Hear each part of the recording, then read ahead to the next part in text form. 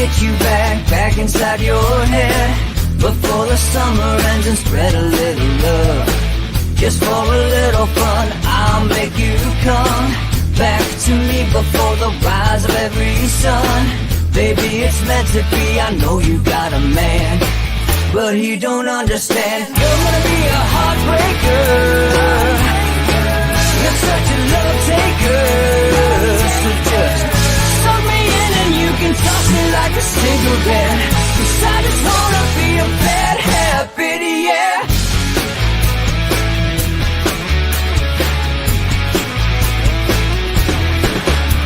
There's rhythm in our love, it's impressive, excessive. You can't make this stuff up. My chest beats, it's restless, wakes the neighbors up above. Yeah, baby, come and show me love. Baby, come and show me love. Because you're gonna be a heartbreaker. You're such a love taker. So just suck me in and you can toss me like a cigarette. 'Cause I just wanna be a bad habit, yeah.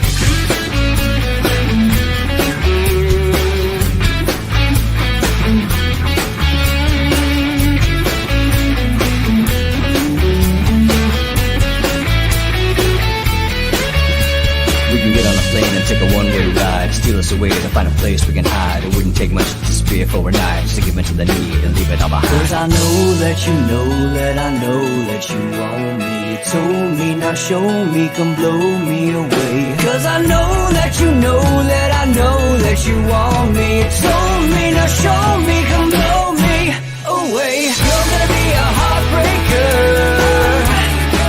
You're such a love taker.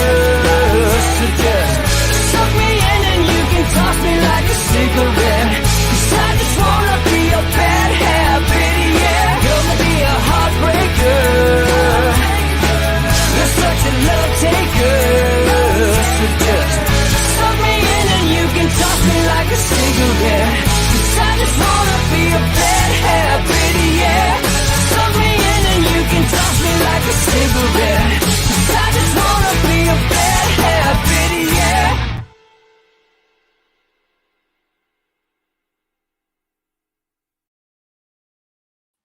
All right, good morning, everyone. Good morning. And thanks for watching Inside the Numbers with the People's Pundit. I'm the People's Pundit, Rich Barrett. You can follow me if you don't already at Peoples_Pundit on Twitter. And don't forget to like the video. Don't forget to subscribe on the YouTube channel, peoplespunditdaily.com. And if you're still on Facebook, would appreciate it if you moseyed over to Facebook and gave us a like. All right, so it's time for a bit of an update here. A lot of talk about election fraud. There's a timetable in elections, especially presidential elections. Results have to be certified. Electors have to, states have to select electors, and the Electoral College has to vote. Okay. You hear from the right, there's mass voter fraud. You hear from the left, there is no voter fraud. The truth is, folks, there's always voter fraud and election fraud in every election, every single election cycle. This election cycle, the rigorous safeguards that you're hearing about, including below this video on YouTube, are a load of crap. In the 2 months leading up to the election, the rigorous safeguards that were in place were essentially paused. There was a moratorium put on election integrity laws and verification procedures to do a few things. One, vastly expand the pool of votes.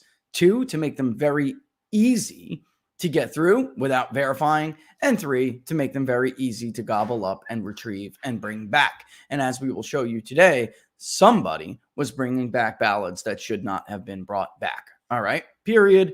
End of story. I'm not going to get into the total conclusion here, but I think it's time for an update because we are on a timetable. All right, let's first and foremost start with the state of Michigan, and let's tell you how we did this. All right, and give everybody a synopsis of the methodology. Okay, all right.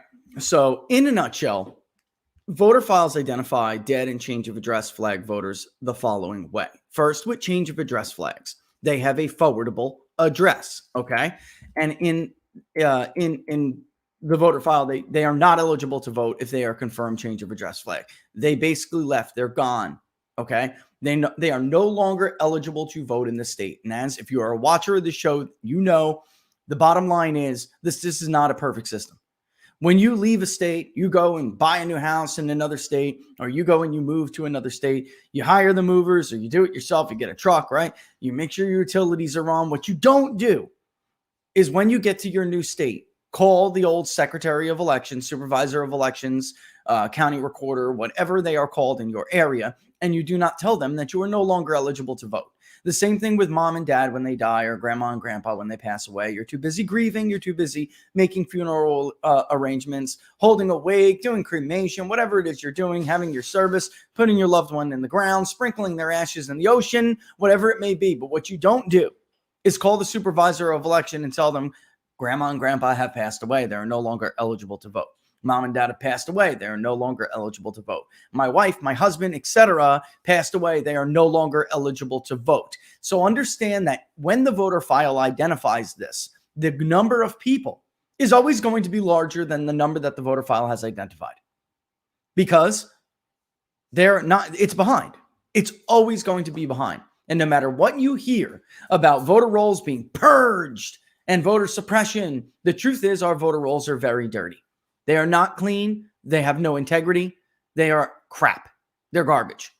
All right. And we have gone over this over and over and over. When it comes to dead people specifically, there are 5 tiers in the voter file vendor we use that recognize deceased people or suspected deceased people. A voter can have, thank you, love. A voter can have a record between 1 and 5, 1 being the top level match, the most accurate. Okay. That is first name, last name, middle name, resident zip code, date of birth in the order as follows: year, month, day. A2 is first name, last name, middle initial, residential zip code, date of birth, year, month, day. The third is first name, last name, resident zip code, no middle, okay, date of birth in year, month, day format. A number 4 is first name, last name, nothing again to do with the middle initial, a resident or middle name, resident zip code, but the date of birth could be the year and the month alone. And then number 5 is first name, last name, residential zip code, date of birth with just the year. Okay. When we pull these and try to identify how many voters we're talking about here that may have cast ballots, we don't at first anyway need to pull the entire list. It's not necessary. You can pull a subsample, and if you identify a high percentage within the subsample, then you know there is a systemic problem. But there are a couple of steps you got to go through. First, the voter file, like I just told you, is not always accurate. So you have to confirm, number 1, that the person is indeed dead. All right. And first and foremost, you have to see if they activated an old registration status, whether they requested an absentee ballot, whether they voted. And unfortunately, we don't know with a lot of these states about the in-person election day vote because the secretaries have not released it. They will not give it to us. In the case of Georgia either, by the way, which we spoke about yesterday, and I'll speak more about today. So the bottom line is there's a lot of work that's in between here. And when we pulled our first list, okay, we can tell you right now, you want to know how frequent it was? I'll give you specific percentages in a second. But my very first record that I checked personally was a hit. It showed a suspected deceased voter that had died in, and I can give the date of birth in a second, but in any event, somehow managed to request and send back an absentee ballot, okay? Laura got to number 4. So we are talking about a pretty significant issue, all right? There are other states that we checked that did not do this. And right now we're talking about Michigan, right? Specifically, and I'll move into Georgia in a second. All right. But the bottom line is we don't need to pull them all. We can, if we want to later when we identify a systemic problem, and we can try to get actual specific numbers. The very first person had died in 1949. Had been born in 1949 and died in 1979. Okay. So this is not a person who has even been alive that long. Okay. The bottom line is from there, you got to take those. You got to make sure that this person is indeed the person on record. You have to make sure they are in fact dead. You do that through obituaries, death indexes, et cetera, et cetera. Right? And you get multiple levels of confirmation. Finding an obituary is simply not good enough. And this speaks nothing about change of address flags. That is a larger pool and is totally separate. The problem is that there is overlap there. So some of the records that we did in fact find once upon a time were change of address flags and then turned into suspected deceased, meaning they left the state before they died and died in another state and yet somehow voted in the state on record that in question. This is how dirty the voter rolls really are. All right. So anyway, what are the numbers? Out of the first subsample we pulled, we identified, now this is not everybody who voted. This is why, some people take information and run with it. But with the number one designation, we were talking about thousands of records. All in all, we're talking about a little over 11. All right. And that is not everything. We did not pull everything. Okay. So it could be more, but that's also the top level of where it needs to be confirmed. All right. From there, we did our best to try to confirm whether these voters were dead, truly, match them to other records on file because there's no social security number that comes with it. So you need multiple points to be able to confirm whether or not this is indeed the same person. And there can be people with same names. It happens. Mistakes do happen. All right. But again, that's why the importance of that percentage, that frequency is that's why it is so important, just to put it bluntly, because there are mistakes that happen. But when you have such a repetition and such a high number, a high incident rate, then you can rest assured that it becomes less and less about, in good faith mistakes or, innocent mistakes and more about a systemic problem. All right. So from there, we wanted to put this in someone else's hands, get other people's eyes on it. Unfortunately, journalists are not trustworthy. Journalists from PolitiFact are not trustworthy. They run to the Secretary of State and try to rat on you. And we'll tell you about this soon. You better hurry up. You better figure something out. And maybe it was the Detroit Free Press who did it. We really, in truth, don't know. All I can tell you is that once we told PolitiFact to pound salt, that's when I was suspended. Laura was suspended. PBD was suspended. Big Data Poll was suspended. So that's why I suspect PolitiFact is the culprit, because they were the last ones we spoke with. And I hadn't even been on social media. No, really, neither one of us had for most of that day, I think in the morning. So I strongly suspect it was them. So people we gave some records to, we never gave everything to everybody. We gave them tiny little subsamples, which was smart, obviously. And the bottom line is people that we trust vouch for some of the other sources, right? So it has to be the only one who can't be accounted for is PolitiFact. So I don't know who else would have done this. Okay. All right. So anyway, from there, we gave it to somebody else in a giant data table. Here is, over 11,000 suspected records of change of address and deceased, many because some of them overlap. And tell us what you think. And it's important to remember that we drew this random. We didn't specifically try, give us the deceased and change of address in Wayne or the Southeast or the Southwest or just men or just Democrats, right? It was a give us a random sample from the entire state of deceased people. That's important to remember. And then when we gave that over, it was basically double blind, double random. So they took a small subsample, and from there, they tried to confirm what we did, right? We knew some of them would just be out and out mistakes, and that some of them would be easy to explain, all right? So basically, because I'm looking at this and I don't want to give any names away, it's kind of an ace in the hole.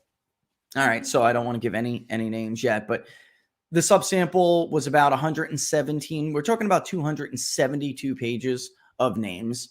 I can tell you that's how many names we identified. 272 pages in a data table.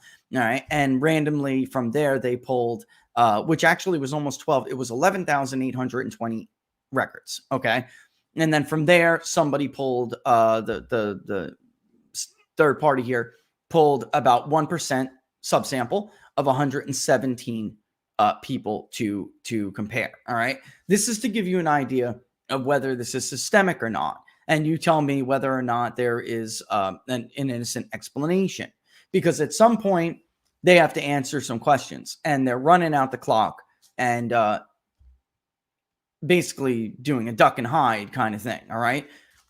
And their only way to get answers is to put the pressure on. So I'm like wondering whether or not we should go forward and talk about this. But at this point, there's really only one way to get them to answer some of these more fundamental questions. There's just no, and plus there's some behavior going on, which when looked at some of these affidavits that are coming out, I'm starting to get concerned that there's a little bit something else. We'll get to a point where there may be a stonewall, basically. All right. So from any event, I said the other day, and I'm going to explain it a little bit more, but there are the same clerks in certain areas that come up more frequently than others. And what I mean by that is sometimes an absentee ballot can come in and be submitted, and the clerk will catch it. All right. And say, what is this? Right. There's what we see is not enough. What we see is just not reasonable to explain away that there may not have been any help here, because there's just too many. There's just too many for them not to just flatly catch. Okay. Some of these people should never have been mailed a ballot to begin with, because the overall excuse from a lot of these people is, well, that doesn't mean that vote technically counted. Well, in fact, some of them did, right? I mean, not some. I mean, in fact, they did. And in the cases of those that weren't counted, which is much more likely to be a very tiny percentage given rejection rates in this area, how was it not caught when it came in, when these dates came in? And by the way, the dates are they present a pattern even in and of themselves. Okay.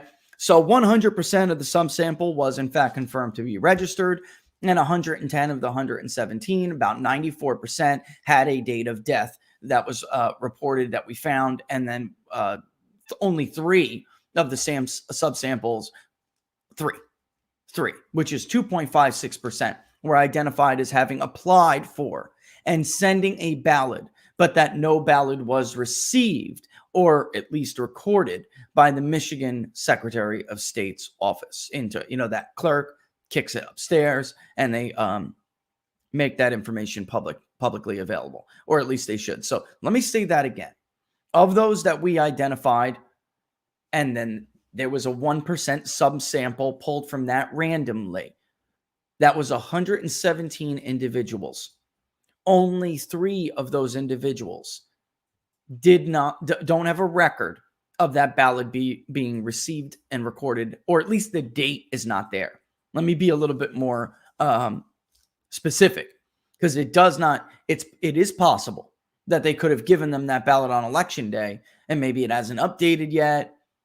But even still, somebody applied for these ballots, somebody sent these ballots, somebody received these ballots and then sent it back. It's just in question on whether the clerk received and recorded them as being received, and then whether they would have went toward the count. So from there, you know what I love? Putting someone who has another set of eyes on something that you're doing. They use different resources, right? So, whatever it may be, Find a Grave. We used other ones, but there are recognized as partial matches and then full matches. Partial doesn't mean anything other than, and we'll give you the definitions in a second, but it does not mean you exclude them from what happened here. There are some people here, folks, like Mildred Bates, okay, who was born in 1915. Mildred, her obituary's there. She died August 13th, 2001. And Leelanau County Precinct 11 had a return ballot on the 8th of October in 2020. I mean, I could read you. You know what? Can we do this? Do it. I'm going to read Mildred's obituary. Okay. Mildred Kirkland Bates, 86, the widow of the Reverend Ralph O. Bates, formerly of Hartford Heights Community, died Monday, August 13, 2001, at the Methodist Manor of the PD Florence. Born in Stillwater, Oklahoma, she was a daughter of the late Herbert and Helen Everhart Kirkland. All right, and blah, blah, blah. Survivors, the daughter. This is some of the problems, too. It's like because of the social pressures. The next step after what I'm reading you today, of course, is contacting these people. And people are not that willing to come forward and talk, which is a real shame. Can you blame them though, right? But I wish they would, and I would put out this plea to some of these families, all right, that we're trying to contact, all right. If you Google to see what the show was all about or whatever, don't let your family members be used like this, right?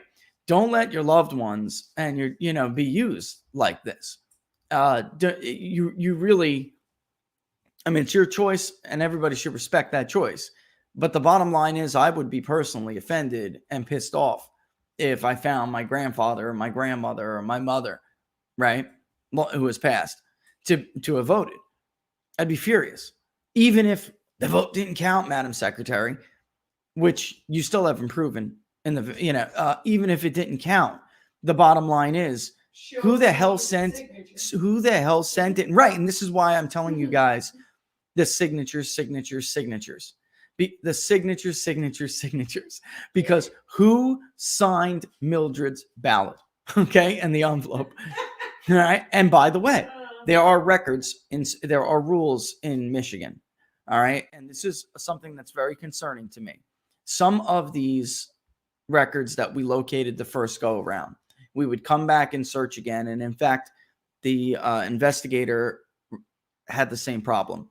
Michigan was deleting, obviously, some of these records, or somebody in the county clerk's office was deleting some of these records. And some of these affidavits, they were told to backdate some of them. There are clearly things changing now after the fact. And we have screenshots. In fact, we have hundreds of PDF pages of screenshots. So, I mean, it's clear they're doing it. So if you know something about this, we want to talk to you. All right. We will not blow you up if you don't want to be blown up. But if you know who's deleting these records, or you have information, you're whatever, a county worker, if you have information about who is removing these records when the law says that absentee ballot information must be held for 6+ years after the election, then I want to know. And the envelopes, by the way, should not be missing. We keep hearing about these envelopes. State law requires these envelopes be kept for numbers of years past the election. All right. So if you have any information about this, we want to talk to you because we can see you deleting records. All right. And there's just no excuse for it. There's no excuse. And we already took the screenshots. So do us a good, if somebody wants to do it, we will absolutely protect your identity if you want to be protected. But I want to hear from the horse's mouth how this came down the pipe. All right. All right, because just let us know. We won't. We just want to look, or let us tell, even better. But I will guarantee you that I will not reveal your identity without your permission or anything like that. Sign an NDA. All right. So let me read some definitions real quick. A partial match defined as both the first and the last name match, and the match between the obituary birth year and the Michigan resident database matches. Partial matches also may include a middle initial who matches the first letter of the full middle name between the Michigan resident database and the obituary. If there is a junior or a senior identifier in one link but not the other, this is also considered a limited match. All right. So because the voter files are so dirty and so inaccurate, I just wanted to read that, but what that meant, because it doesn't at all mean it is not that person. All right. It just means that it's not like 100% Richard Daniel Barris may be Rich D. Barris. Okay. In my case. All right. Or Laura L. Barris. All right. It's not the same thing as it not being a match. Well, I hate to tell you, but it's not like nobody can find my middle initial. All right. All right. There were 28 matches between known deceased individuals. This is of the small subsample, and those registered to vote in the state of Michigan within the less than 1% subsample. Okay. With a 95% confidence rate. 24% is above the unforced error rate threshold, which puts these findings within the likely category for determining if an error is accidental or a deliberate action. Let me say this again. This is not an accident. Okay. That's what that means. From a probability standpoint, it is above the threshold for it to be likely. More likely than not, less likely than not. Okay. Bottom line, this is way higher than you could be attributed to like a clerical error. These identified individuals, according to the Michigan Voter Information System, requested, received, which were returned to their respective townships and or city clerks' absentee ballots. Okay, here's the deal. And this is just something that's jotted down. Nobody knows who did this. There is no way without further things that we are doing now to determine who could have possibly have done this. And I fear that in the absence of someone just coming to me and saying, listen, you know, I'm a whistleblower or whatever, it's going to be kind of hard to do that. So if you know anything about this, the press conference yesterday kind of rang true to me because there are so many of these dates that are similar to the date that truck driver was talking about. And I can't help but to wonder if this is like what he's alleging is an out-of-state operation for Pennsylvania. So somehow those ballots were somebody like me was hired to find these records of people that could be like excess, even though it's low-hanging fruit when you're trying to identify fraud. It's excess. So you know if a person's not going to walk in on election day and request that ballot because, damn, man, they died in 1979, you know, or 2001, right? So and then somewhere off-site, these things are being mass-produced, and that's why the dates are all similar. And that's not the case. I mean, not the case with everything we found. I'm just saying it rang a little true to me. We don't know. The truth is we simply don't know. What we do know, though, is that these records are not records that should have ever requested absentee ballots. They are not records that should have ever returned absentee ballots. All right. So from here, really what's left to do is try to interview people. And again, unfortunately, it's exceedingly difficult in this environment. But we Charlie Mike, we carry on. All right. Let's see. Here's something else. This goes to what I was saying before. It should be noted that when this investigator returned to the Michigan Voter Information Center webpage on November 22nd to enter the required individual voter information to review the ballot information for the 118th entry of the subsample, the ballot information was no longer available. To ensure this was not an isolated result limited to that particular individual, this investigator entered several persons from the subsample who had been previously entered into the website. Those individuals also were no longer available, and their ballot information had no longer been had ballot information available. All right. However, this investigator had previously collected screenshots from this website for each individual result in the subsample, so the ballot information or those persons were not lost. The reasons for why ballot information is no longer available is not known. As of the conclusion of this report, that information remains unavailable. All right, the Michigan Voter Information Center, of course, ladies and gentlemen, is operated by the Michigan Secretary of State, Jocelyn Benson. Miss Benson, if you have a fantastic information why records are being deleted off, if you have an explanation as to why records are being deleted off of your website after we've collected them, I'd be happy to hear it. But it does sure as hell look to me like somebody is removing these records because maybe you got a few from PolitiFact or others. I can't look. I, of course, don't know for sure. But why do I suspect that you got some of these records from some of these people that we shared them with, and now they're mysteriously vanishing? I don't know. Prove me wrong. Make your case. I'm waiting on you. All right. All right. The conclusion of this investigator is that the evidence reviewed indicates that ineligible votes were recorded as received in the state of Michigan. The sudden removal of that ballot information from the Michigan Voter Information Center webpage is suggestive in previous investigative studies and cases of an effort to destroy its evidentiary nature. Additional investigative measures are recommended. I'll tell you this. You know, it would be nice if the FBI ever did its job, because the FBI has parts of this. I know they do, because I know I emailed them to certain people who had the FBI come in and take their information. So, and then yesterday on Twitter, it says flatly, the Barr says that he didn't find evidence of widespread voter fraud. Listen, Maybe he did, maybe he didn't. But it looks like the Federal Bureau of Investigation doesn't even make what are routine phone calls. That goes to show you what a scam they're running over there. You have to confirm where some of that information came from, do you not?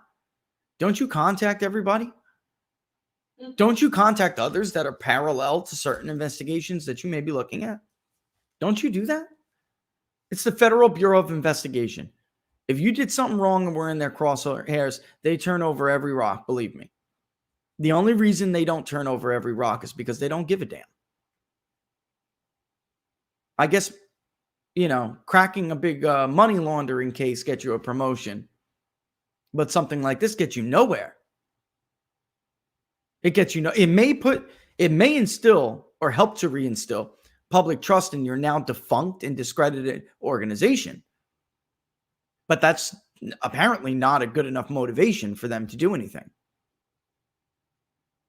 All right, just so everybody knows, the Michigan Resident Database includes addresses for each individual registered voter. Reverse address searches can determine who actually resides at those mailing addresses. And this site that provide these searches are typically subscription-based and cost for service, which is where we're going next for our nonprofit that we will tell you guys about. That is, this is one thing this experience has done. And I've always known this was a scam, these ideas that there are rigorous safeguards and there's never any voter fraud, blah, blah, blah, blah, blah. But it's a scam. Of course there is. The only question ever was whether or not it was systemic. How much of it, what was it enough to make an impact anywhere? And then, of course, what can we do to stop it? What can we do to make sure every American on the right and the left has confidence in the integrity of their elections? Right. So from that standpoint, I think this is not really for-profit space. And while I appreciate everybody who supports us, doing the work we do, I don't think this is a for-profit space. This is a not-for-profit, even charitable organization effort, because you have to take the profit incentive out of something like this, guys and ladies. You have to take the profit incentive out of this. And really, it's the more appropriate route. Yes. It really is. And from there, it would have saved a lot of time if we would have taken one of the suggestions of the investigator, and we will, because apparently there's like multiple references. While we have to do things individually to confirm a death record, to confirm obituaries, to confirm whatever. While we have to do this individually, there are better tools to use, like that law enforcement uses, that can give and aggregate different sources. And from there, it saves you a whole hell of a lot of time. And that's the route we're going to go in the future. All right, when we come back, we'll take a look at some of the clerks that were like the most egregious examples, okay? Where they not only egregious, but the most, because some of these records are like clearly should never ever turned an absentee ballot. A red flag should have immediately went up. I get government is incompetent, but folks, some of these birthdays are like ludicrous. They're ludicrous. And we're still, in the case of Georgia's, this also happened. Some of these records really should have been inactive. All right. And they're past that threshold for being inactive. Maybe there's no activity in decades on the voter record. And yet somehow they're reactivated before this election. And some of them put on this list that I showed you yesterday of suspected election day voters, or, suspicious election day voters. And if we had the election day list, that would be great. If we could compare the signatures for some of these others, that'd be fantastic. Put us all at ease. But unfortunately, they won't let us do that. So it's like a big Stonewall job, right? So that's really where it is. I don't know what Laura's huffing and puffing about over here, but I'm going to take a quick 30-second break. And when we come back, we'll take a look at some of these clerks. All right. Stay tuned. Don't forget to subscribe on YouTube. Don't forget to like on Facebook. We'll be back with more in a minute.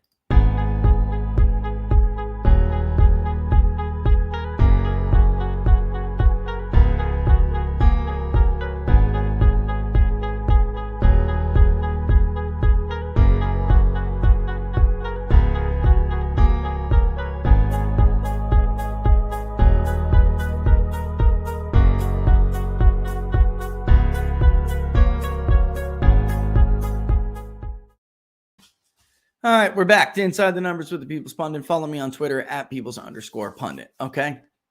I have said multiple times, and you're going to find out why now. The Republicans, they're like kind of walking into a bit of a trap here all the time, focusing on these big city centers, because in fact, in a state like Michigan, it's not just big city areas that we have found this stuff in. All right.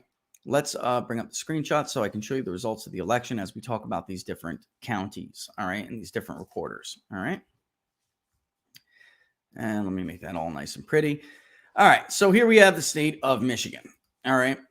Republicans immediately, because there's the most votes there, will go to Wayne County, right? Joe Biden carried Wayne County with 68.45% of the vote, compared to Donald Trump, who had 30.33% of the vote in Wayne County. Now, of course, because of the sheer numbers of votes, it's a rich target. But we care about proportion, right? We don't care about population or total number. We care about the proportion. So if there's a certain clerk who continuously pops up, all right, is it in Kent County or is it in Wayne County? The proportion of votes really has nothing to do with it the raw total of votes has nothing to do with it when you're investigating something like this. It's more about the percentage that it happened. That is what identifies whether or not there's a bigger systemic issue there.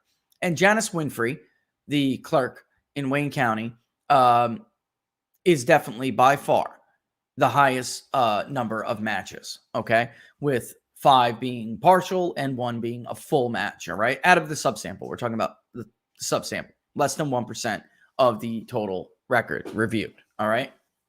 But it doesn't matter.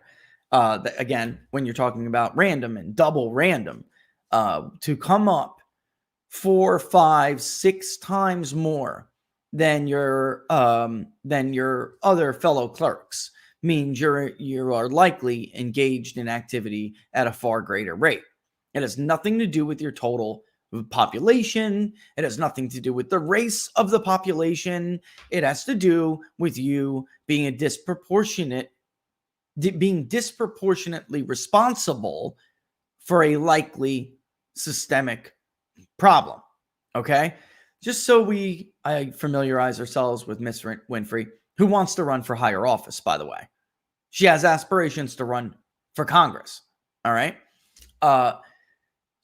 Some of the news we can say from the Detroit Free Press: Detroit's primary election clerk, city clerk, Janice Winfrey, fails voters. All right. From CBS, Detroit city clerk puts daughter on payroll. Detroit CBS local, city clerk proposes cuts too deep for the department. Detroit CBS local, smartphone app will provide Detroit voters with access to absentee ballot. Detroit CBS local, Detroit city clerk wants to move on up to Congress. So she absolutely has aspirations to run for office. Okay. Laura's going to flip out because this one damn section of Garland, she made this place is starting to look like a winter wonderland, but this one damn section of Garland will not stay up. And she's used like 100 of those 3M clips on it. And that is what you just heard come crashing down in the background. You know what, though? That's only like 1 or 2 clips right now. So you should fix it now before it just comes completely crashing down, because the weight is going to bear on the other clips. And God forbid somebody walks through that door, they're going to rip it completely down. All right. That's going to happen. Anyway, so there are some clerks that routinely pop up when we're doing this. And Janice is by and far, Miss Winfrey, you are by and far the biggest offender. All right. And it is not because of the population size in your county. It is not because of the race of the population of your county. It is because you accepted absentee ballots from dead people more than anybody else as a percentage of your voter record, as a percentage. Okay. Not because of total, as a percentage. All right. And we can keep going down the list. I also want to bring up City Clerk Joel Hondor. Okay. He is from Kent County. He is also one of the by the way, Kent County, Michigan. Let's take a look at it real quick.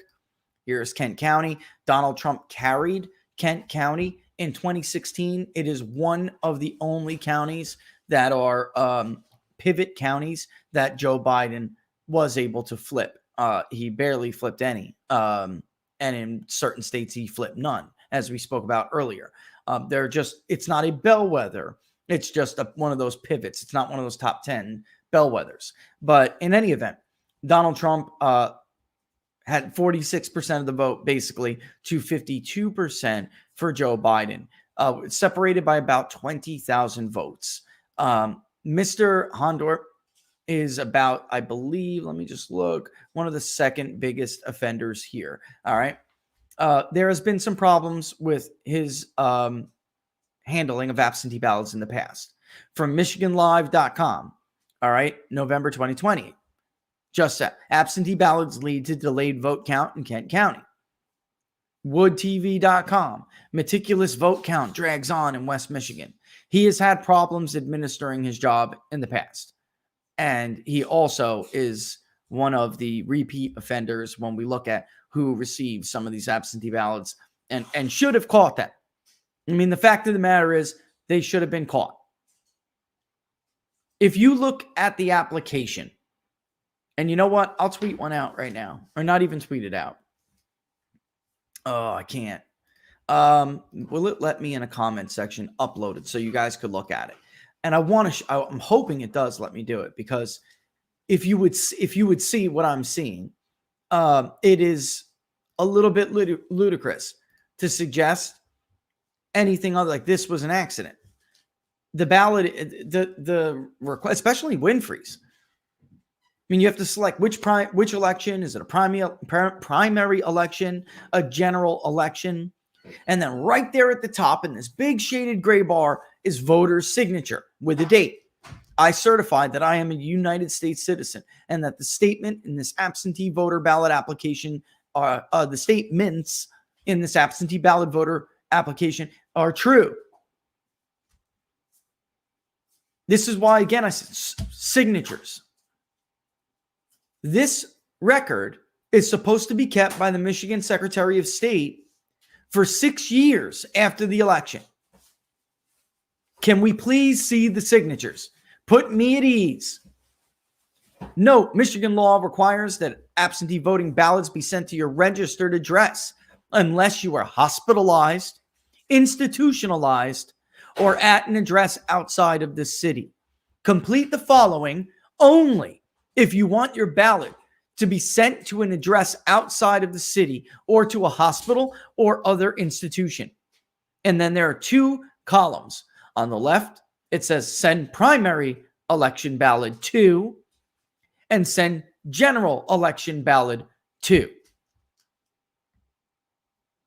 This is important to see these documents because we need to see where these addresses are for some of these people, because some are like double dirty. They're dead and they're change of address flags. They haven't lived at these addresses in years. So where did the ballot get sent to? And whose signature is in that signature bar? Can we please, because this needs to be investigated. Can we please look it up? And then right here, complete only if assisting a voter with the return of an application. Certificate of authorized registered elector, returning absentee voter ballot information. I certify that my name is blank. Date of birth is ... And my address is blank. That I am delivering the absent voter ballot application of voter blank at his or her request, that I did not solicit or return to or request to return the application, that I have not made any markings on the application, that I have not altered the application in any way, that I have not influenced the applicant, and that I am aware that a false statement in this certificate is a violation of Michigan election law. Signature space 4, person assisting the voter, date. And then clerk's use only, application received date, ballot mailed date, date returned, the clerk of record, ballot number, clerk. This document is a wealth of information. Can we please see these documents? Can we please see these documents? Oh my God. Thank you, Asanta. I have to tell you something, Asanta. That was my grandmother's name. We called her Tina. All right. Assantina was her full Italian name. It meant little rose. Little Rose. Yeah, it's been a while. My Italian's rusty. All right. But thank you for your super chat and thank you for your nostalgia during the holiday season. Miss my grandmother. You know what? I should check. Maybe grandma voted. You never know. I didn't check. Grandma's been gone a while, but I'll tell you what. So is some of these other people, right? Yeah. So is woman I just read out before. I mean, some are 201 years old. Come on now. Matthew. Who cares about changing outcomes? Don't you want? Do you? By the way, Tim Pool is a left winger. He is not a right winger. Doesn't anybody care on the left about this? What if it's really not possible for Republicans to do this on the level that Democrats do, because the bottom line is, and they can cheat, and I'll blast them when they do cheat, like I did in North Carolina, right, Laura? Yeah. Thank you. Yeah. I will blast anybody who cheats, all right, commits absentee ballot fraud. But the fact of the matter is, even if both sides did cheat, Republicans are still at a disadvantage for two reasons. One, the total, the raw vote total. So blue areas are more populated, and there's more votes to cheat with.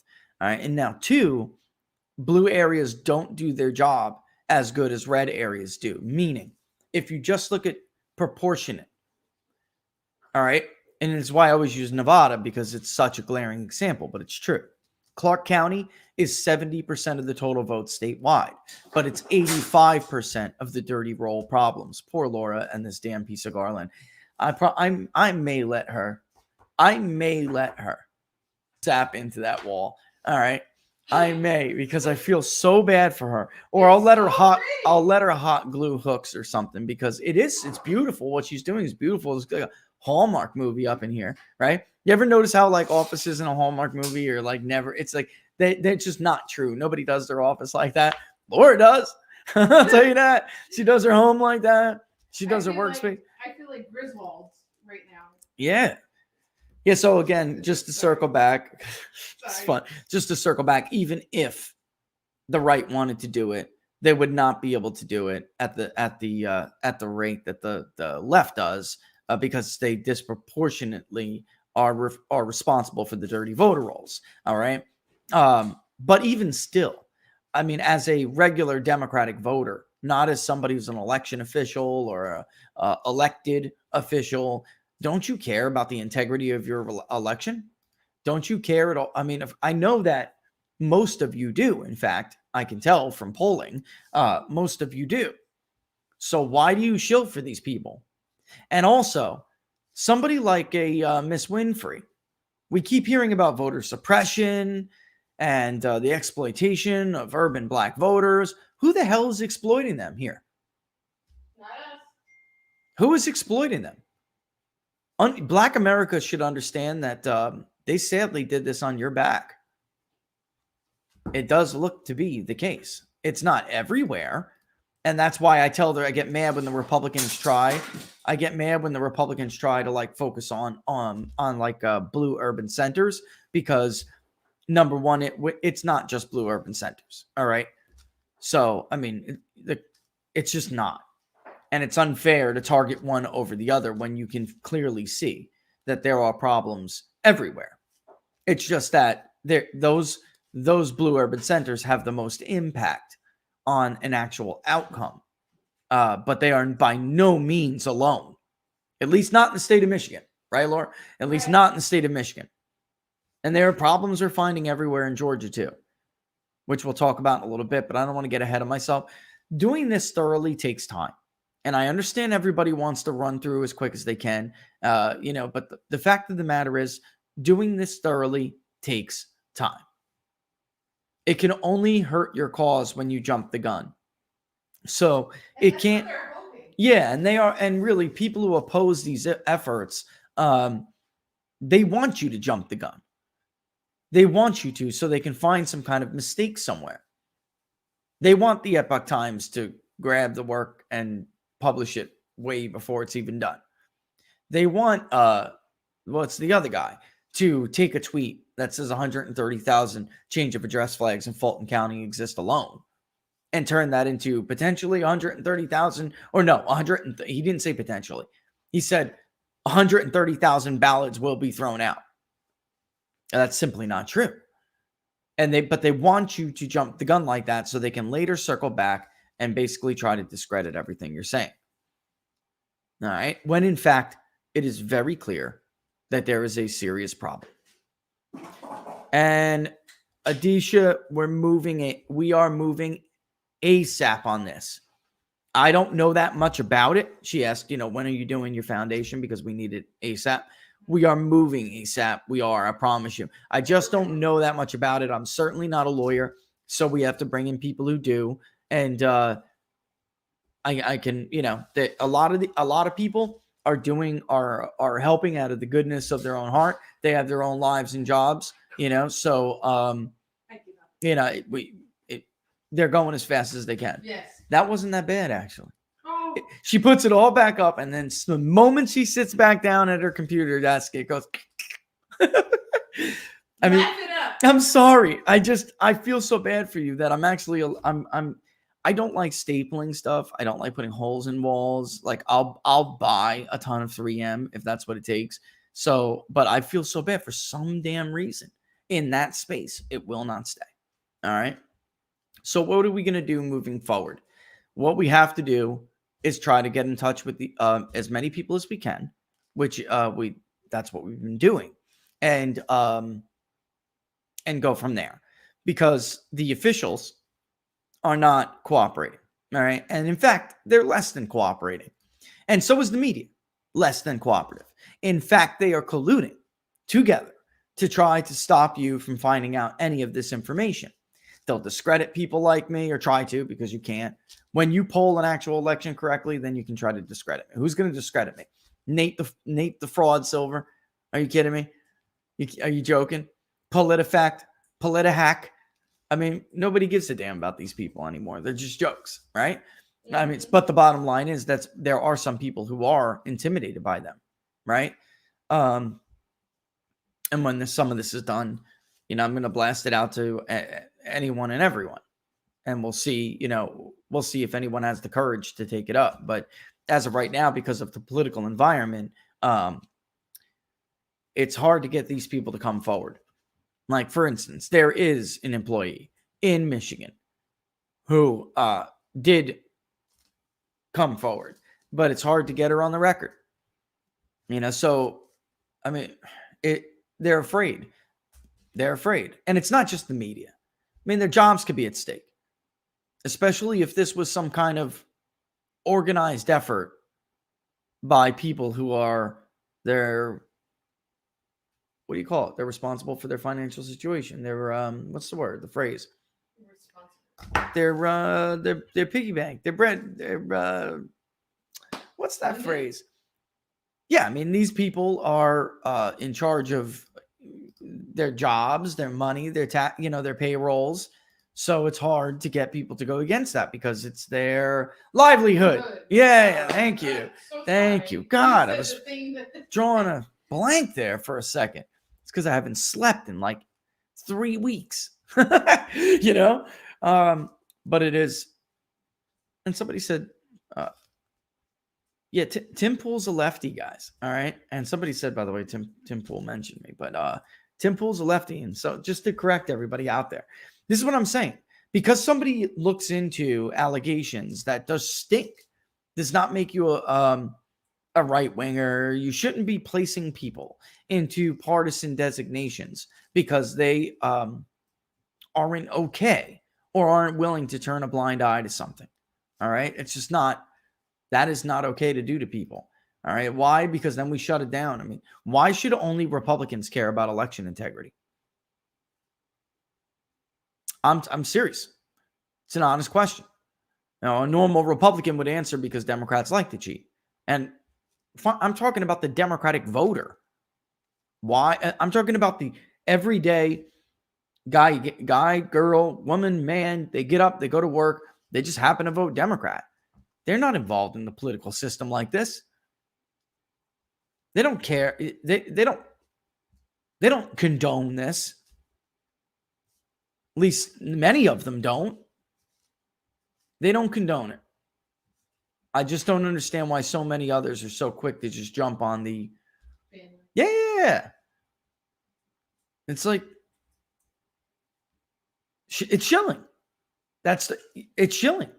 I'm just tired of all the shills and the grifters. Like, The shills and the grifters, man.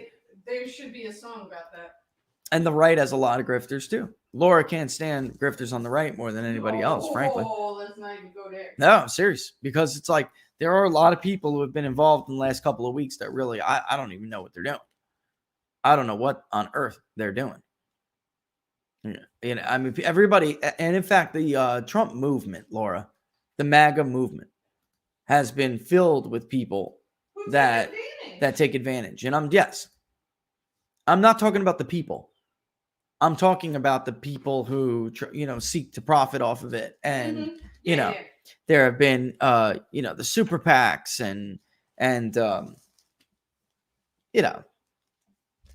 media personalities 4 years ago. We're not, kind of thing.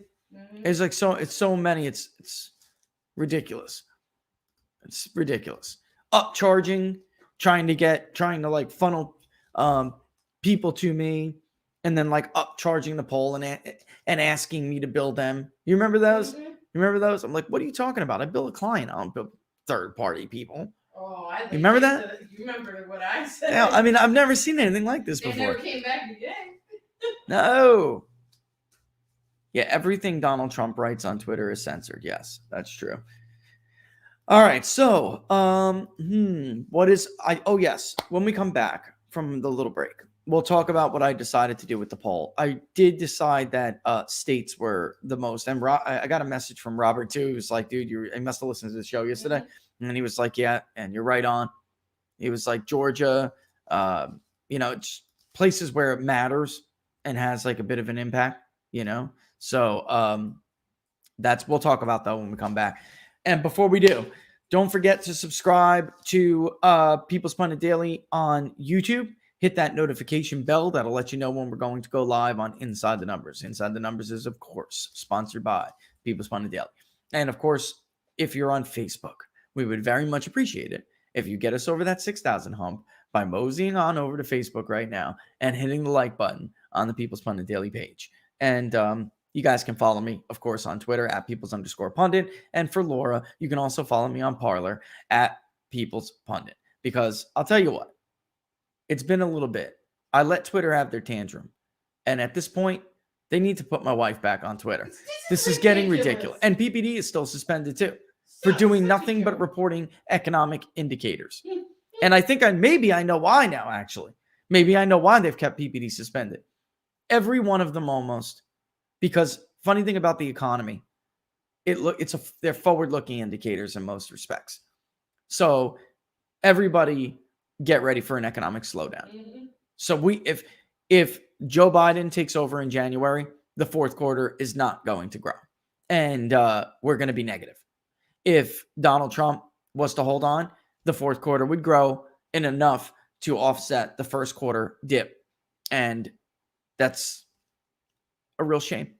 It's a real shame. If you live in Erie, Pennsylvania or anywhere else, better be ready for you thought your jobs were safe, steel workers. They're not. I mean, the stuff we're hearing it's just horrible. It's horrible if you're a working Midwest person. You're going to be in a lot of trouble. That's all there is to it. And those jobs aren't staying. Okay. He will reverse course. The ISM Manufacturing Index knows it. The comments from the panel, they know it. And it's just horrible. It's a survey of manufacturing firms, what they view to be their challenges in the future, how they feel. It is true that the index still came in pretty strong at 57.5. That was lower than consensus, but it was almost 60 last month and it was soaring. Again, that is it's less than the forecast, but it's on a decline. When you're at the top, sometimes there's nowhere to go but down, and sometimes it takes a little bit of time to go down. But now these if you read the comments yourself from the panel, don't even take my word for it. Go to the MSN website, read the comments. They absolutely expect this to be a rocky road ahead. They do. They had a nice couple of years in the manufacturing sector, and they expect to be attacked all over again. All of the progress made with China and the trade war, they want to call it a trade war, that'll all be gone. You can kiss it goodbye. It'll be the end of that if Joe Biden puts the people that he is surrounding him now into the White House. All right, but we'll be back in 2 minutes. You're watching Inside the Numbers.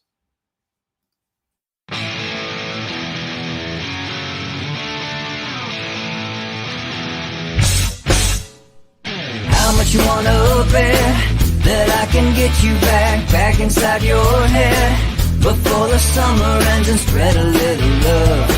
Just for a little fun, I'll make you come back to me before the rise of every sun. Baby, it's meant to be, I know you got a man, but he don't understand. You're gonna be a heartbreaker, you're such a love taker, so just suck me in and you can toss me like a cigarette, 'cause I just wanna be a bad habit, yeah.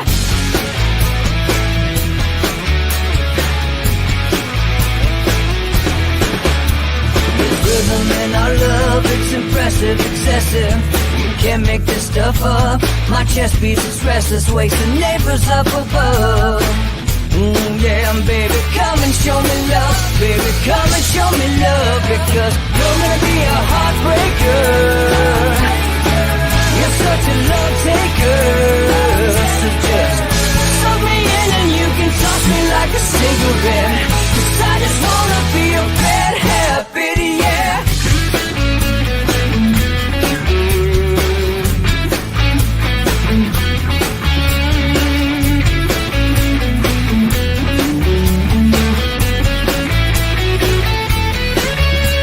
We can get on a plane and take a one-way ride, steal us away to find a place we can hide. It wouldn't take much to spear for a knife, just to give into the need and leave it all behind. 'Cause I know that you know that I know that you want me. You told me, now show me, come blow me away. 'Cause I know that you know that I know that you want me. You told me, now show me, come blow me away. You're gonna be a heartbreaker,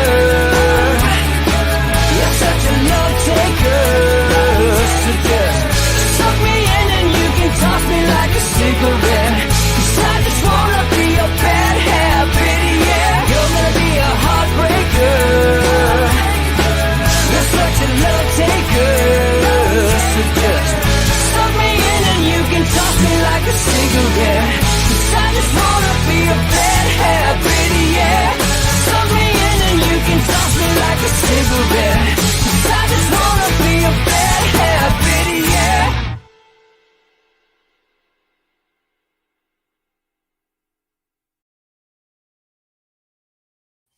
And we're back to Inside the Numbers with the People's Pundit. Follow me on Twitter at Peoples_Pundit and also on Parler at People's Pundit. Don't forget to like the page, People's Pundit Daily on Facebook, and subscribe on YouTube. Hit that notification bell. That'll let you know when we're going to go live. Of course, People's Pundit Daily is sponsored by, Inside the Numbers is sponsored by People's Pundit Daily.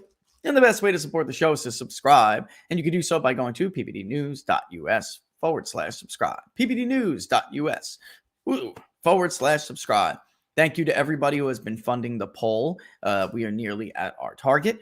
Venmo.com/People's Pundit, PayPal.me/People's Pundit. And of course, as usual, when we do the polls, we will go over the financials on Friday. But this is what I decided to do, which costs more money, but it's the better way to do it. Who the hell cares about a national poll? National polls basically mean nothing, okay? And irrelevant to the states that are in question that we are talking about. All right. By the way, the poll we conducted for the Epoch Times in September will be right on the money, and it will be more accurate than the New York Times, who polled it a week before. You suck, Nate. You suck. All right. And not only our Midwest polling was more accurate, the most accurate, in fact, again, but also the national poll, Biden +4. Currently, if you look at your screen here, we shall go up to the top. It is Biden +4. All right. So kiss my butt, everybody who likes to smear and trash and defame without having any knowledge of your own job, let alone how I do mine. So good luck next time, losers. But we can't possibly leave it up to them to add to this conversation. So what I decided to do was same survey to the good people in Georgia and to the good people in Michigan. There's two reasons for that. I would like to keep going too. Wisconsin, or no, I'm sorry. I said Georgia and PA, and then I would like to do Michigan also, as well as Wisconsin and potentially Arizona. There are a few reasons for that. One, that's where it matters, right? That's where all of this is happening. And number two, we polled them during the election. We have a proven track record of getting the election correctly. And as I have told you, there is only one way to prove whether or not a pollster knows how to do their job correctly. The election day ballot test is the only way a pollster can prove that they are good at what they do. So I'm not going to leave it up to the Reuters who blew an election again. I'm not going to leave it up to the morning consults who blew an election again in every damn state, every single state. All right. Why would we leave Wisconsin? Spams, man. Why would we leave Wisconsin up to these people? Okay. Reuters Ipsos, Biden plus 10. Nate at the New York Times, Biden plus 11. CNN, Biden plus 8. Good job, Jim Lee at Susquehanna, or at least better job. ABC News, Washington Post, Biden plus 17. And Marquette, once again, the once gold standard of the Badger State, had again blown an election. And shocker, they blew it in the Democrat direction. All right. There is only one poll who came even close. Or really, no, there's Jim. He had a tie before, and then it was Biden plus 3. So at least, he got the general trend right. And Robert at Trafalgar, he had Biden plus 1. That's pretty much, I don't know how you get any closer than that, right? Mm-hmm. So anyone else who offers their take on this is worthless. They're worthless. Not only were they not right, they were not even close. 10-point swings, 10-point biases in some of these examples. So who cares? Who cares what they have to say? And we're going to asking about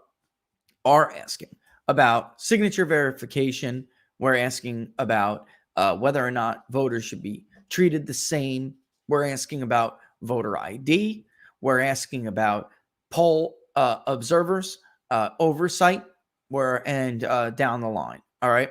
And we're also asking about modes of voting, preferred modes of voting, and whether or not that people believe that machines are susceptible to manipulation. Okay.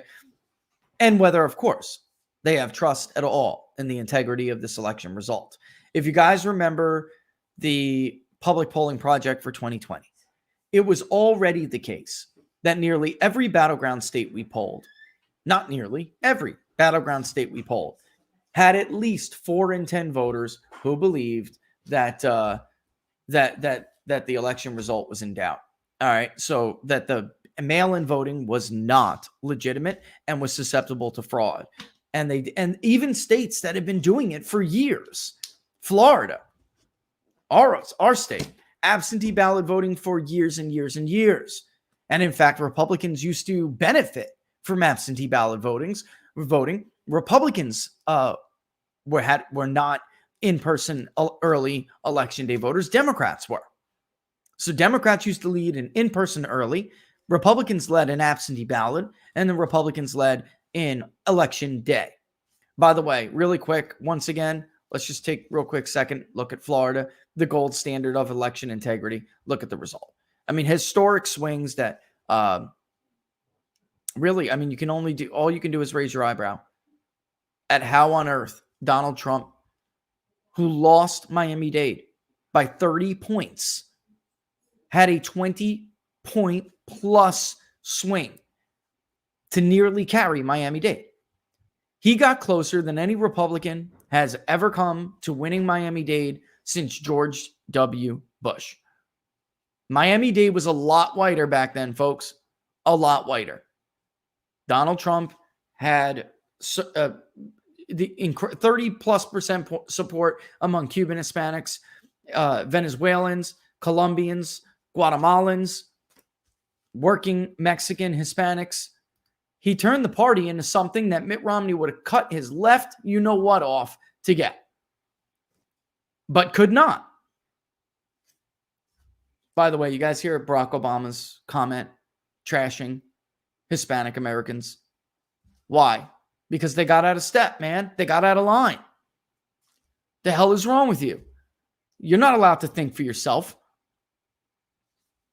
Remember the WikiLeaks email? How needy they are? Remember that one? There you go. Just remember that. Remember that, my Latin friends. That's what they really think of you. Okay? That's what they really think of you. Anyway, oh boy, that when that email was released, boy, that pissed off Laura something furious. Furious. But in any event, what poll caught that swing in Miami-Dade? Big data poll. What poll told you that the Tampa Bay area was going to move slightly but not dramatically in favor of Joe Biden? Big data poll. What poll told you that the Orlando Atlantic Coast area was going to move 4 points to Donald Trump? Big data poll. What poll told you that the Southwest was going to stay solidly in the Trump camp? Big data poll. So why on earth would we trust anyone to tell us what Americans think about the integrity of this election, about vote by mail? Who cares what they think? Nate Cohen perfectly caps off his ridiculous commentary and pathetically inaccurate polling of 2020 with the stupid statement that vote by mail didn't have much of an impact in this election. It's a perfect fit. A perfect fit. A perfect fit. All right, so now I'm muting my mic.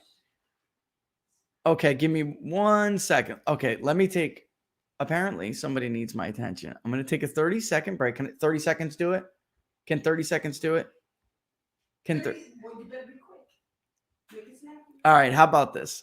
Let's take a 30-second break. Let me assess the situation over here, and then we'll decide whether or not we got to go. All right? Be back in 30 seconds.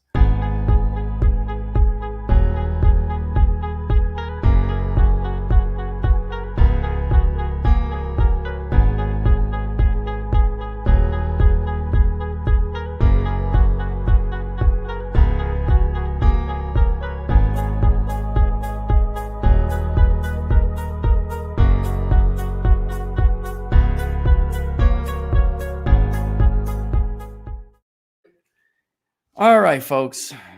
Here's what I'm going to do.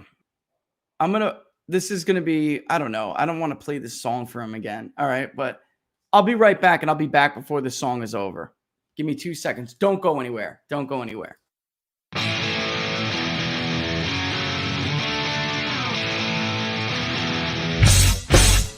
How much you wanna bet that I can get you back inside your head before the summer ends and spread a little love. Just for a little fun, I'll make you come back to me before the rise of every sun. Baby, it's meant to be. I know you got a man, but he don't understand. You're gonna be a heartbreaker. You're such a love taker. So just suck me in and you can toss me like a cigarette. 'Cause I just wanna be a bad habit, yeah.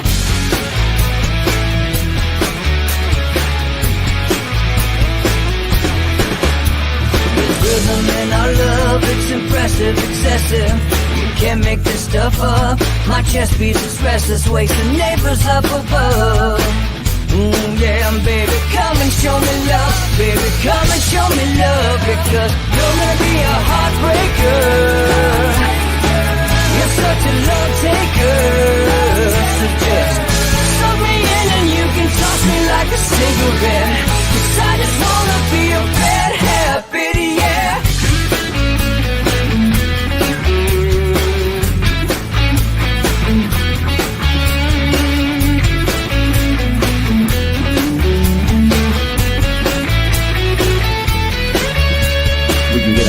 Take a one-way ride, steal us away to find a place we can hide. It wouldn't take much to spear for a knife, just to give in to the need and leave it all behind. 'Cause I know that you know that I know that you own me. You told me, now show me, come blow me away. 'Cause I know that you know that I know that that you want me. You told me, now show me, come blow me away. You're gonna be a heartbreaker.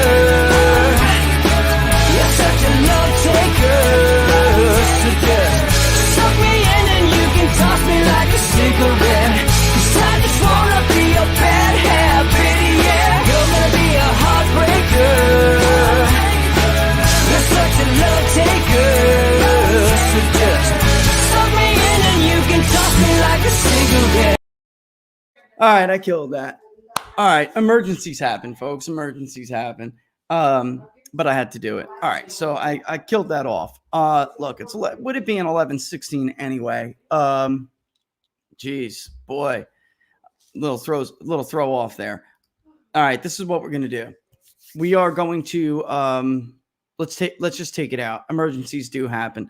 All right, but okay. Before we go, let's talk about what the plan was. I told you we already went to Pennsylvania, we went to Georgia, and then we'll see what's left after that. Because after that, I'd like to go to, not that it'll matter, but the third reason why I wanted to poll these states specifically instead of a national poll is because these are the states that we're also looking at. All right, and I'm talking about irregularities. So it should all coincide. Really, it should all coincide. And who cares what California has to say or New York has to say about it? California let their state turn into a third world country. That's on them. I don't think they should really have any say in whether or not the rest of the country does the same. And I'm sorry if you live in California, but it's true. Third world. The entire 5 million out of Joe Biden's 6 million popular vote is California. Almost all alone by itself. In 2004, when George W. Bush won Florida, and nearly 6 points just like this, Miami-Dade looked very much like this. He didn't win it. He lost it. He lost it twice, 6 points each time, but he still won Florida. When Miami-Dade looked like this, folks, California was still a 50 plus to 40 plus state. So when you're talking about vote totals like this in the popular vote alone, it can shift all by itself. And Biden widened out because, as New York reported, it became about 2 million votes instead of 1.2, 1.3. So Joe Biden added another near million to his popular vote lead. And this is why I've said in the past that over time, the Electoral College and the popular vote, and that was true even if Joe Biden won, the disparity between the two was going to continue to grow over time because the demographic shifts and the population changes. It's just the case. That's just where we're at in the country now. That's the trend. The census was halted. There was obvious issues, but the preliminary results that we were getting, little tidbits from what the census was going to say, the trend continued. It really did. The only difference being that in the South, you had there's no way to put this. The Northeast and the West are dying in this, and the Northeast and the Midwest are dying in this country. The South and the Rust Belt, and then into the western part of the country until you get here, are the only economically viable areas anymore. And it's just true. From everything from housing indexes to manufacturing, it's sad, but it's true. The Northeast is the biggest drain. The Midwest was coming back under Donald Trump, but after if Joe Biden gets his way, these states that voted for him are going to pay a penalty for it, an economic penalty, because they were only seeing the comeback they were seeing because the change in policy due to Donald Trump. We did an entire article on Pennsylvania alone, which really is the Mid-Atlantic. We include it in Rust Belt polling, but it's really considered the Mid-Atlantic, or then even the tri-state area. But Pennsylvania alone is probably the most dramatic example of this. If you compare GDP growth under Barack Obama and Joe Biden to GDP growth under Donald Trump and Mike Pence in the state of Pennsylvania, there are two things that you will see that are very clear. The services industry is the industry that drove very weak GDP under Barack Obama and Joe Biden. Under Donald Trump, the goods producing sector drove much stronger GDP. So you had a services sector that basically inched along with 1.5% growth. And then when Donald Trump and Mike Pence reversed course with policy, it was the goods producing sector, manufacturing, construction, even mining and natural resources. Those were the areas that were providing jobs to the rest of the state. And it's not that it hurt the services sector any, professional services. It's not that they were hurt by it. They maintained. It's just that there were other viable jobs for other people. And by the way, the goods producing sector pays more than the services sector, even though the services sector also has professional business services, healthcare, right? Financials. It still doesn't matter because those are tailored, high education kind of jobs, when the vast majority of the service sector does not include jobs like that. And more like leisure and hospitality is the largest one. Would you like fries with that? That was Barack Obama's claim to fame. Would you like fries with that? Two shifts a day to feed a family. And Pennsylvania was creeping along, very depressed. And it only saw, and even in fact, led the nation at one point for one quarter in GDP growth, much stronger. For the most part, West Virginia also, after being a very depressed area, West Virginia led the nation too for 1 year totally under Donald Trump, in not total growth, but the percentage, and then Texas as well. All right.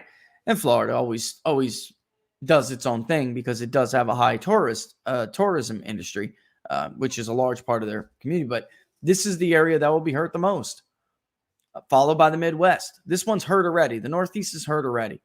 It's been dragging along, clawing its way into the 21st century, but it's not. It's a dying region of the country, which is why Republicans actually have electoral possibilities there that they have neglected for too long, while Democrats have seized on where they have changing demographics that are leading to electoral possibilities. Started with Nevada. Now I told you it was going to move into Arizona. Colorado used to be a battleground state. Look at that. It was a 14-point blowout. It's a very young, not just diverse in racial ethnicity. It's very young. It's very educated. And they're very well off. They don't suffer the consequences from the economic policies somebody like a Joe Biden will enact. And somebody like a Barack Obama did enact. It's the workers who suffer. It's the everyday people who suffer. They'll be fine. They'll get Space Force probably or something. No matter what happens, they'll be okay. And that's why you see these pockets of blue in these areas. They're good. But sadly, it's this area of the country and this area of the country that are responsible economically. These are the people that are in question right now. This is where, if they were robbed and they believe they were robbed, this is why I want to, and Georgia too, is because it's so close and because it's so heated. If these people believe they were robbed, and in fact evidence shows they were robbed, this matters the most to me personally, because they were the ones who had the most to gain and the most to lose. They were on life support economically until Donald Trump came along. That whole region was on life support. And then here we are. It was always going to be close because there was a blue area, but it is what it was. All right. There we go. All right. So look, I'm going to leave you guys with that because I do have, obviously something came up and I got to run, but we'll talk. It's Wednesday. Hopefully by Friday, we'll at least have some preliminary results that we can look at. Georgia will take a little bit longer to poll. Me, polling, bigger is better. All right. Bigger is better. So we'll try to get large samples for each one, but Pennsylvania usually collects pretty quickly. I don't see any difference here. So hopefully we'll at least have one state that we can take a look at by the end of the day. All right. So I'm going to boogie. I'm glad you had a chance to listen to some of what we found in Michigan thus far. And to summarize it, if you missed the beginning of the show, go back and look when it's done being processed and up on YouTube before somebody takes it down, right? Go back and see what it suggests. It does. In fact, what we have found does suggest a systemic, organized fraud. And it warrants more further investigation, and it warrants in the next phase, which is to contact some of these people. All right, which is what we're doing, and that's where we're at. And I wish we had time to talk about Georgia. We'll talk about Georgia a little bit more tomorrow. Okay. All right, folks, I'm going to kick rocks. I got to head out of here, but we'll see you tomorrow check the economic calendar real quick, because Laura and I were fighting today over what time I told you yesterday. I said 10.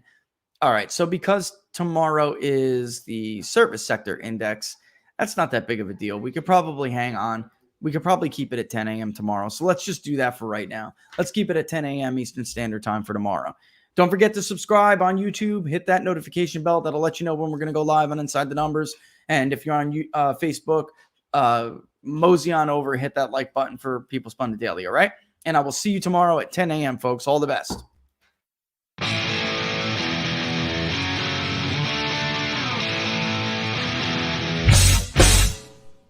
How much you wanna bet that I can get you back inside your head before the summer ends, and spread a little love just for a little fun. I'll make you come back to me before the rise of every sun.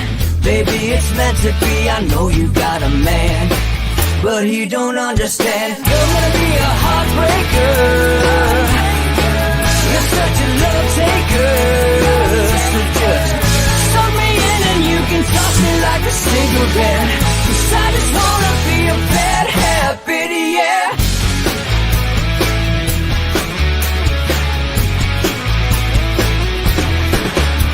There's rhythm in our love, it's impressive, excessive. You can't make this stuff up. My chest beats, it's restless, wakes the neighbors up above. Yeah, baby, come and show me love. Baby, come and show me love. Because you're gonna be a heartbreaker.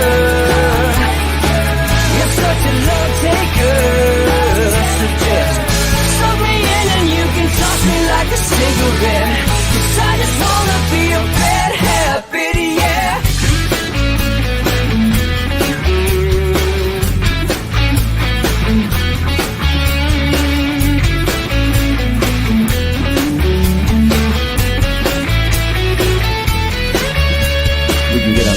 Take a one-way ride, steal us away to find a place we can hide. It wouldn't take much to spear for overnight, just to give in to the need and leave it all behind. 'Cause I know that you know that I know that you want me. You told me, now show me, come blow me away. 'Cause I know that you know that I know that you want me. You told me, now show me, come blow me away. You're gonna be a heartbreaker.